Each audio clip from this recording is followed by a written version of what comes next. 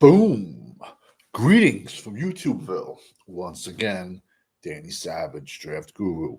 If you like the video, sub and subscribe. It doesn't cost a dime. Off week, off week.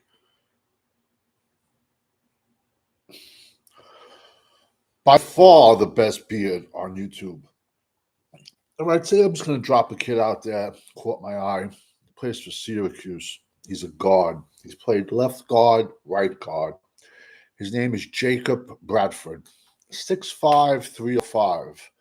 So right off the bat, he has the height. Would I like to be him a little bit on the heavier side? Yes, because when you're blocking these 340-pound one-techs in the NFL, you need to get bigger. He came out of Iowa Central Community College, where he was All-American there. He was the 9th-rated JUCO prospect of his year of 2019. 2019, he transferred, and then, the 2020 word, which we can't say, he sat out. And then 2021, he went to Syracuse. So he led it at Syracuse in 2021, and then he led it at Syracuse in 2022. Last year, 2023, he started 9 games at both left and right guard. This year so far, he's playing left guard. But he has the versatility to play left side, right side. It's not one of these kids that have just played left guard their entire college career or played right guard his college career. And then it's like a big thing to switch people. I'm sorry, but I understand when people say, oh, we don't like to switch right tackles to left tackles. That I get. But you can switch a left guard to right guard. I'm sorry, man. That is so simple. Anyone that thinks switching a right guard to left guard or left guard to right guard is really hard is just blowing smoke up your ass, excuse my language, or just basically never even played the offensive line, because it's not hard. Tackles, it is harder, but I don't listen. Everyone's different. Everyone is different. I think it's harder to switch up on defense, left side to right side. That's my opinion, because then because you still have a lot more freedom in your stance, but you're attacking at different angles, where left guard, right guard, it's not so much. Your splits are your splits. And that's when you go like that to make sure you're close to your next lineman, for the people that never played football. So the kid has versatility. He's 6'5", 305. To compete on the next level, I would say, a few Thanksgiving meals away. I'm sorry, when you get kids that are this big, man, 15, 20 pounds is not hard, especially when you lock yourself in the weight room and you're not eating. Well, let's see. If you're not getting big enough, eat more. You're not getting big enough, eat more. If you're eating 5 times a day and you're not getting bigger, eat 6 times. You still ain't gaining weight, eat 7 times. You still ain't gaining weight, eat 8 times. Think about it, people. You're getting paid to eat, to play a sport. It's not like these kids are buying food themselves. They're eating as much as they want.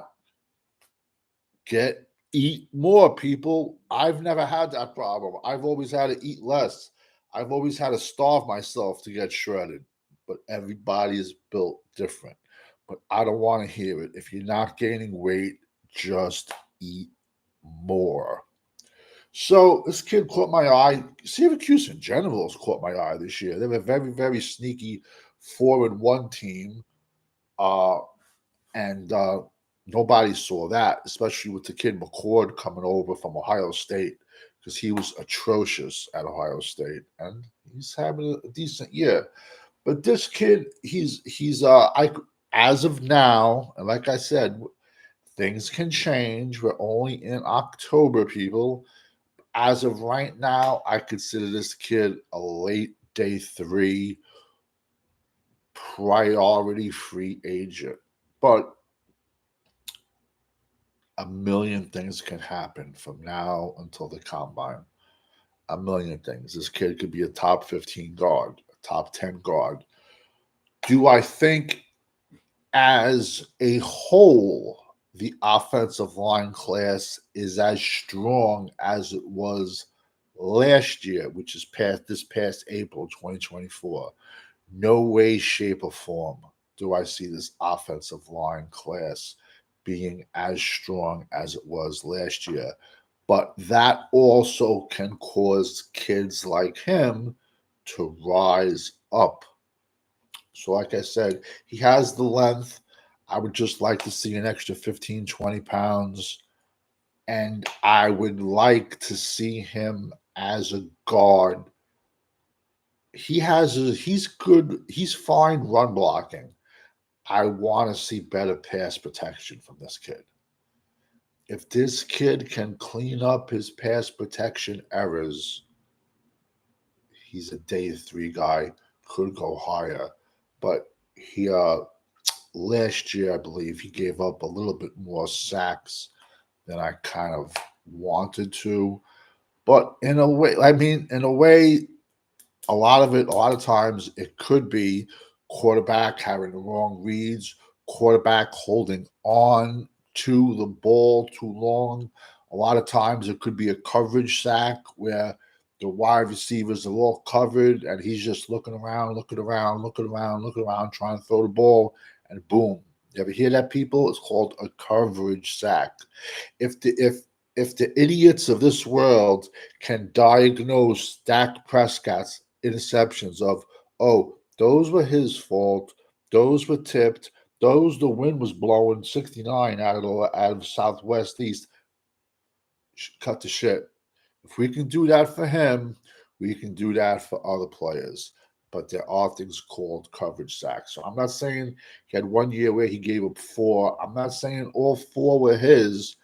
I just want to see less of them this year. And he's a name you could watch out. You could hear in April's draft.